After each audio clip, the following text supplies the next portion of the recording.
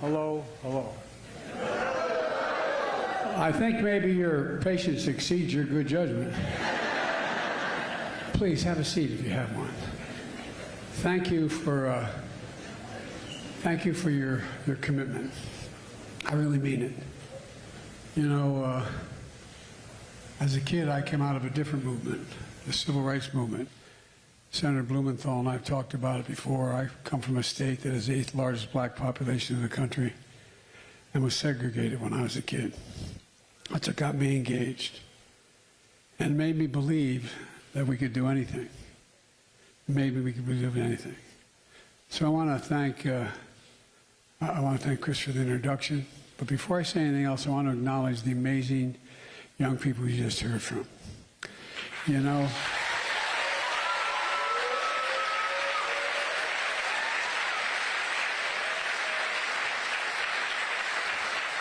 I really mean it. It takes extraordinary courage for them to stand up here and retell the story. Because many of you out there, either parents, relatives, and/or victims yourself, it's not just your story. It's the first graders, the educators of Sandy Hook. It's the kids and teachers at Uvalde who I sat with afterwards. It's the Mother Emanuel 8 years ago, tomorrow. It's the Tree of Life Synagogue. It's the families all across Hartford. Not just the shootings that make the headlines, but every single day, every damn day in America, in areas that are poor, mostly minority, there's a mass shooting. And it never reaches the crescendo that it reaches other places. Every single day. And folks, there's a lot we have to do. And it takes courage to tell a story that you've been through because, you know, I spent a lot of time as president and I spent 30-some times visits and many more days in Afghanistan and Iraq. And I watch. You know, we have post-traumatic stress, they call it, for soldiers. What's the difference between the post-traumatic stress that a soldier meets in the hills of Afghanistan and a fourth grade kid meets in a classroom when they have to duck and cover? No, I'm serious. And you're here, many of you, and it brings it all back. It brings it all back for your families, your parents, your siblings. And it brings it back for the entire country. It ripples through the nation. I don't know how many times I met with people at events in the country who shake my hand and say, I'm worried. There's been another shooting not far from where I live. I'm scared to send my kid to school. It's had a profound impact. And some people in this room have turned your pain into purpose. I suspect all of you have. Your loss into determination, and your anger, justifiable anger, into a deep-seated commitment. You're the reason why I'm so optimistic about the future of this country, and that's not hyperbole. That's a fact. You're the best educated, most involved, least selfish, and most consequential generation in American history. I'm also optimistic because of leaders like Senator Murphy. Chris, thanks for inviting me today and for organizing this summit. You know, Chris and I have known each other a long time. We grew closer after that December day in 2012. He just elected to the Senate, and Barack and I had just been reelected to the White House. When the soul of Newtown, the soul of Connecticut, the soul of the nation was pierced forever. You've never forgotten that feeling. You've never given up on something that we can never lose, ever lose. Hope. Hope. The same goes for Senator Dick Blumenthal, a great friend. He was Attorney General when my deceased son was Attorney General of Delaware. Another leader in the fight against gun violence. And Governor Lamont, Connecticut delegation, which is incredible. I think on this issue and many others, you're the best delegation in the United States of America. No, that's the truth. I also want to acknowledge the gentle lady from Georgia, Lucy Macbeth.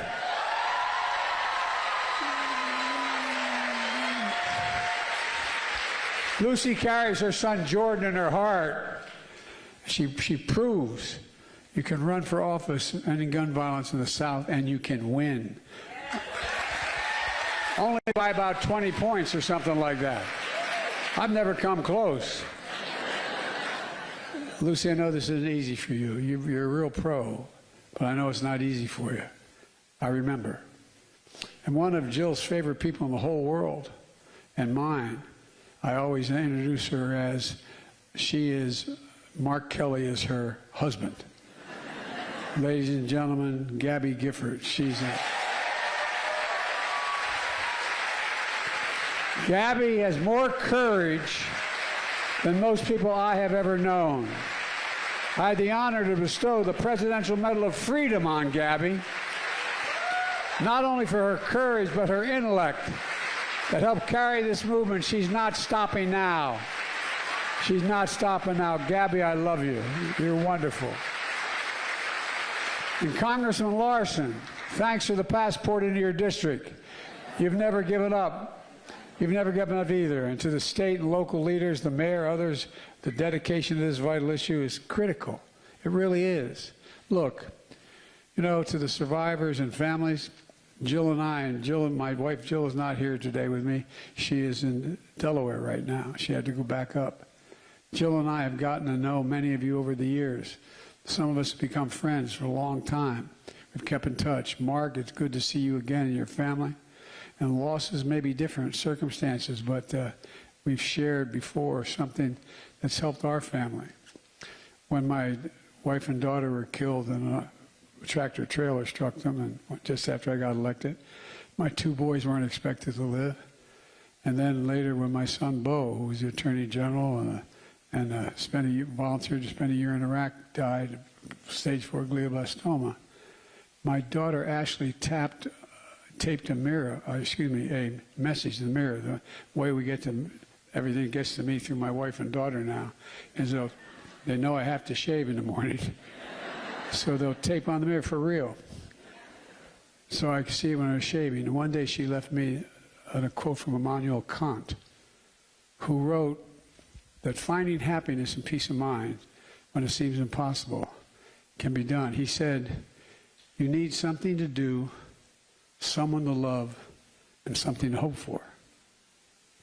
Something to do was to fulfill the promise I made to my son Bo and my family, and your families, and you've made too, that I would not retreat from public life and the sadness that I felt afterwards, that I'd stay engaged to solve problems. Someone to love, my family, my kids, my grandkids, and something to hope for. All of you survivors and advocates have built a real movement with something to hope for. Something to hope for. That your collective trauma and injuries are not going to be in vain. That your friend, your family member, your loved one did not die in vain. That by acting in their memory, you can prevent the next tragedy. You can save life. You can save families. In the process, you can continue to save the country. And I mean that. Look, folks, a year ago, the conventional wisdom was we would never get any Republicans to support gun legislation, period. That was the conventional wisdom. And all the usual obstacles would block us once again. But it didn't happen. Instead, I signed into law the Bipartisan Savers Community Act, which you've referenced several times today, which many have described as the most significant gun safety law in 30 years. And it is. But for me, and for most of you, here's what it really is. It's an important first step. I know it feels like it isn't enough when you turn on the news and see another tragedy in a school, a grocery store, a parade, or a place in America. Honestly, I feel like that as well. The facts give us reason to hope, though. So far this year, murder's down in many major cities across the country. There's far too much gun violence, but that's why the summit is so important and why Chris asked me to be here today with the following message.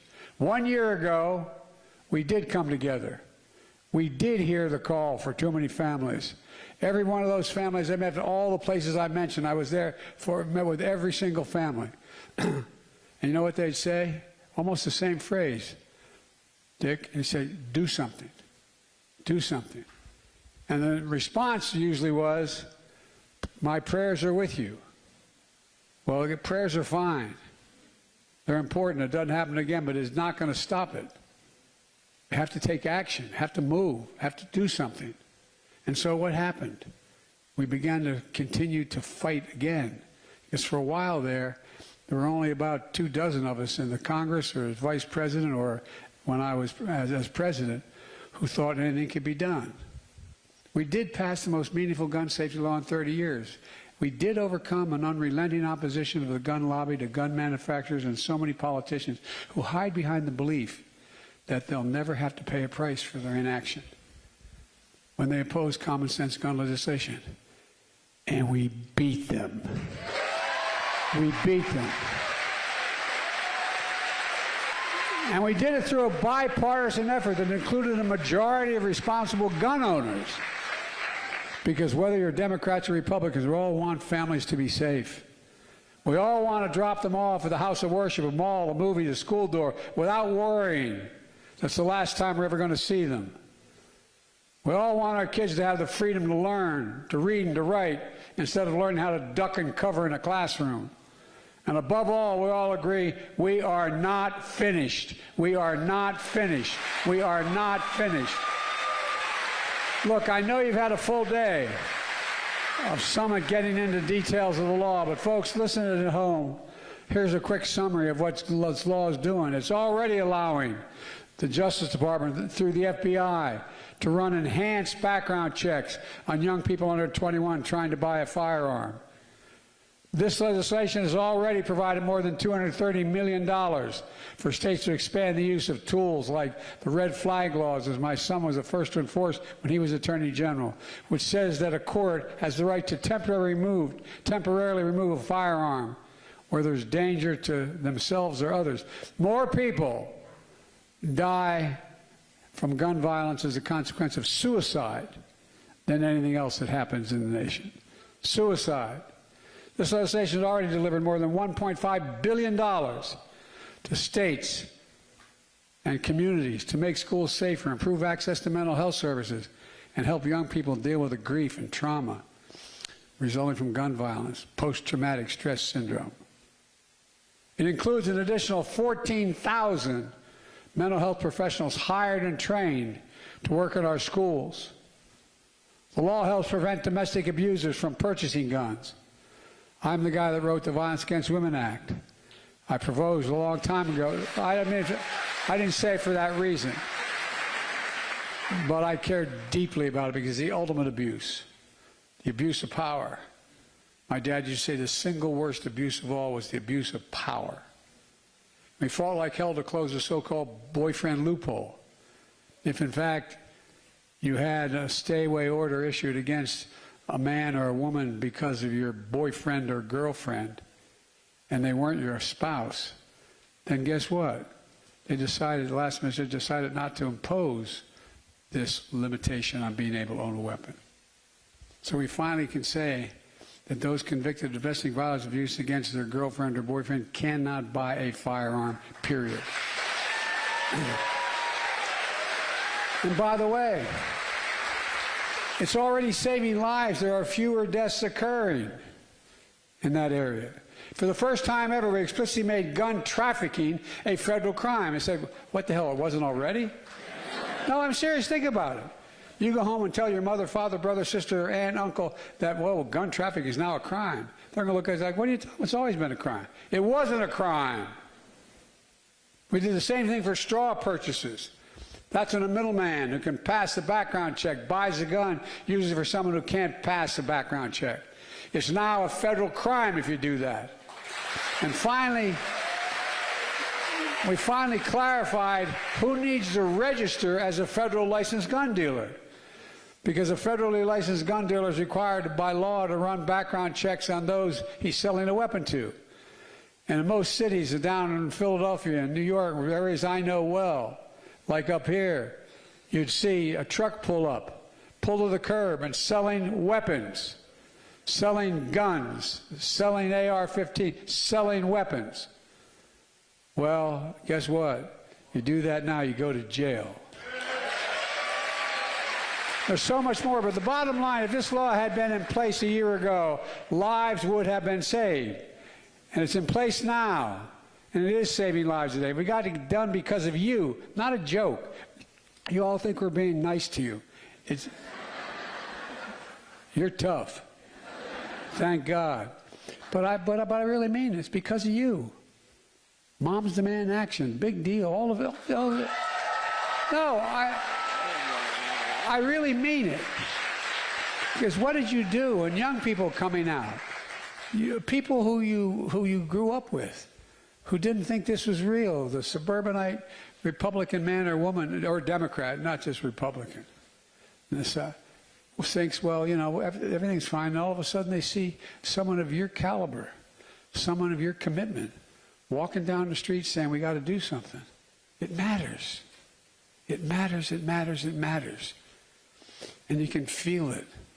You can taste it, what you're doing. And here's the deal.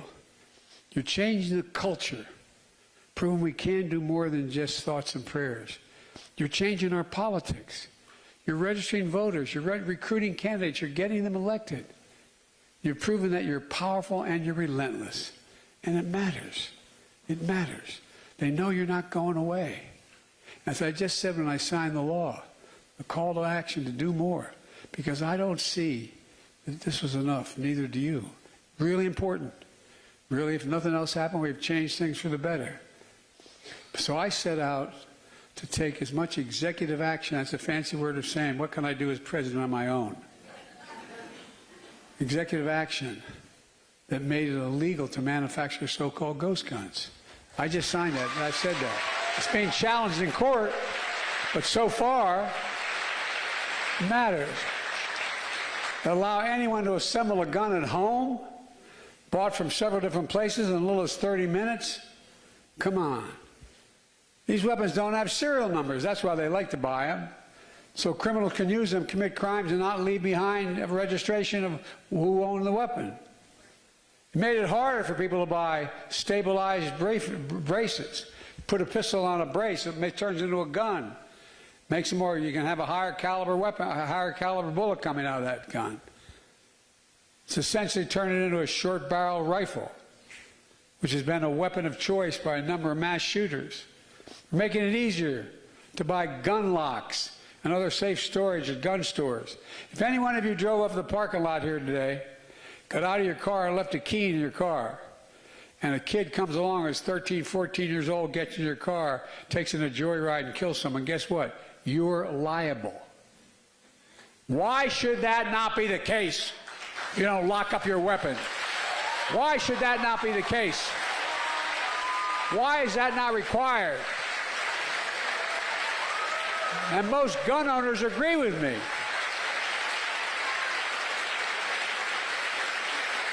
We also established a zero-tolerance policy for rogue gun dealers who willfully violate the law. Now, instead of a slap on the wrist, their license is revoked. You have a lot of gun dealers who are engaged in shady actions.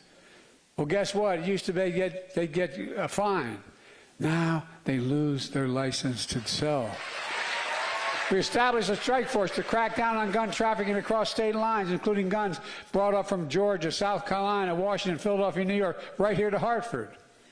All told, we've taken more executive action to reduce gun violence than any of my predecessors, probably than all my predecessors. They're being challenged in court, but so far, so good.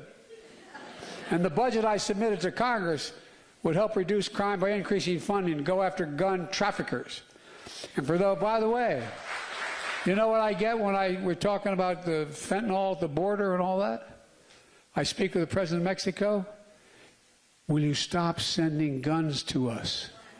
We are sending dangerous weapons, particularly assault weapons, to Mexico. To Mexico. They're asking us, please stop it. Cut it off at the border. What in God's name are we becoming if we don't do this? Look, ladies and gentlemen, for those who say they're concerned about crime, you can't deal with crime without dealing with gun violence. It's a simple proposition. Remember, for a long time in America, car accidents were the leading killer of children. This was mentioned earlier.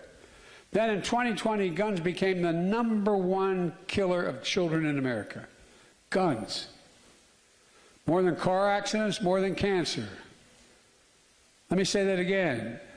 We can't let that just become another statistic. Guns, the #1 killer of children in the United States of America. Folks, it's time once again that we banned AR-15 rifle-style weapons.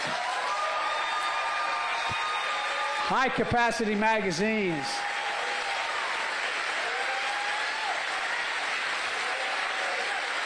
They're not only a weapon of war, they're the single biggest driver of profits for the gun industry. That's why they're selling them. Profit, profit, profit, the single biggest. As I said, we did it once before in '94, and 10 years after that, the ban was, mass shootings went down significantly, the number of mass shootings. That's when the ban expired, mass shootings tripled. But let the ban on assault weapons, high-capacity magazines come back into vogue. Look, I find it outrageous that of all the industries in America, and by the way, I've been doing this a long time. I know I don't look that old, I know. I'm a little under 103. But all kidding aside, I thought, I'm going to say something outrageous. I was a pretty powerful senator. I managed some of the biggest committees, judiciary, foreign policy, etc. But I didn't know 10 years ago, I didn't know that their gun manufacturers are immune from liability. I didn't know that. Gun manufacturers. Just imagine how many more people would be dead if the tobacco industry was immune from liability. You couldn't sue the tobacco industry. I'm being deadly earnest. Think about the number of people who would be dead today that are alive because we could sue them, and they paid billions of dollars for the damage they were doing. Well, ladies, we need to end immunity for gun manufacturers. We've got to hold them accountable. And it's time we establish universal background checks that require safe storage for firearms. And just remember, the United States of America has the finest fighting force in the history of the world. We provide these same service members with the most lethal weapons on earth. But we also require them to receive significant training before they're allowed to use them. We require extensive background checks and mental health assessment on them before they can allow to use them. We require them to lock them up and store the weapons responsibly, or they're court-martialed and put in jug. These are common sense requirements all gun owners should follow. Every gun owner should be required to have the same requirements held to him or her. We know what to do. Congress needs to act. Let me be clear about something. If this Congress refuses to act, we need a new Congress.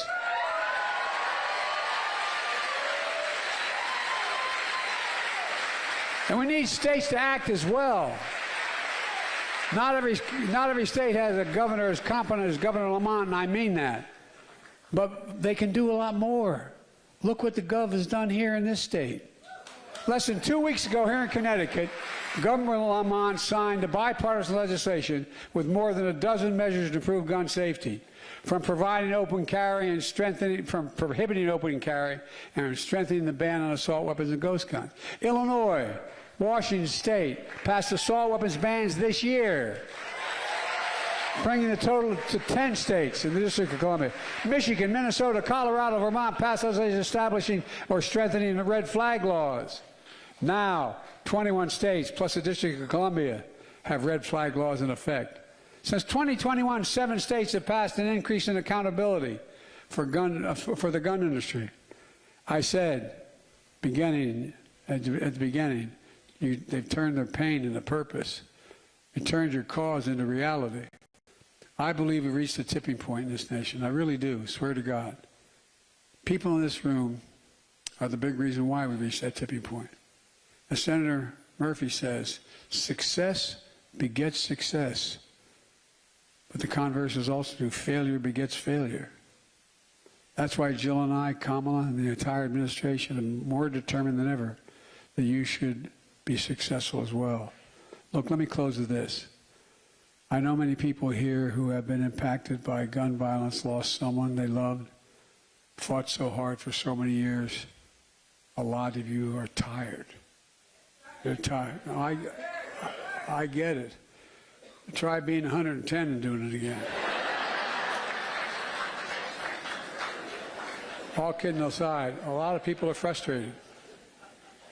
My mother, God love her, all 5'1", Captain Gina Finney, she'd look at me and say, Joey, never bow, never bend, never yield, never kneel. We never will on this issue. Never, never, never, never, never. We have a rational policy. Folks, are we ever going to make progress we need to make? I'm here to tell you we cannot give up. We will not get there. I still remember the people I met with in Newtown, in Orlando, in Las Vegas, in Pittsburgh, in Charleston, Parkland, El Paso, Uvalde, Buffalo, Monterey Park, and so many other places that never make the headlines. I've never forgotten them, and I never will forget them. And I'll never stop fighting for them, I promise you. And I believe this is true, that everyone in this room, you'll never stop fighting for them as well. We will ban assault weapons in this country. We will ban multi-round magazines. We will hold gun makers liable. We will beat the gun industry. We will beat big money that sits behind them. And the politicians refuse to stand up and act. It won't be easy. I have no illusions how fiercely they'll fight back, but I also have no illusions about the people in this room. Look at what you've already done here in Connecticut and around the country. Look at the movement you've built. Look at the people you've helped elect. Look at the progress you've made in state houses. Look at all the mothers organizing all across the country. Listen to the young people who've spoken out here today. They're speaking for a whole generation. And they will not be ignored. They will not be shunned. They will not be silent. In this moment, we have to remember what I got to know him, Nelson Mandela, when I tried to get to Africa, to South Africa, to meet him. And he came back and he met me when he was finally freed. He met me at the White House. And he looked at me, and I swear to God, it wasn't unique to me, I'm sure. He said, it always seems impossible until it gets done. There's nothing beyond our capacity. That's the power of memory of your loved one. That's the power of this movement. That's the power of America. Our lives and the lives of our nation find purpose, something to do, someone to love, something to hope for. We have just to keep going and keep the faith. Every time I walk out of my Grandpa Finnegan's house, I'm going to yell, Joey, keep the faith. My grandmother would yell, no, Joey, spread it. Remember who we are. We're the United States of America. And there's nothing beyond our capacity when we do it together. God bless you all, and may God protect our troops. We can get this done. Thank you, thank you, thank you. I mean it. Thank you. Now, as some of you know, I'd usually come down and say hi to all of you. They tell me there's a storm coming in. Is that right? Is that still the deal? That's the truth. Now, don't make a lie. As that scene in the John Wayne movie, don't make me a dog-faced lion pony soldier. All right, well, I tell you what. Here's what I'm going to do. I'm going to ask the White House photographer to come up. And all I'm going to do is I'm going to stand. I usually shake everybody's hand. But I'm going to stand in front of each section. No, I really mean it. And if you can see the camera, they can see you. And it's the least consequential part of this whole meeting for you. I promise. All right? God save the Queen, man.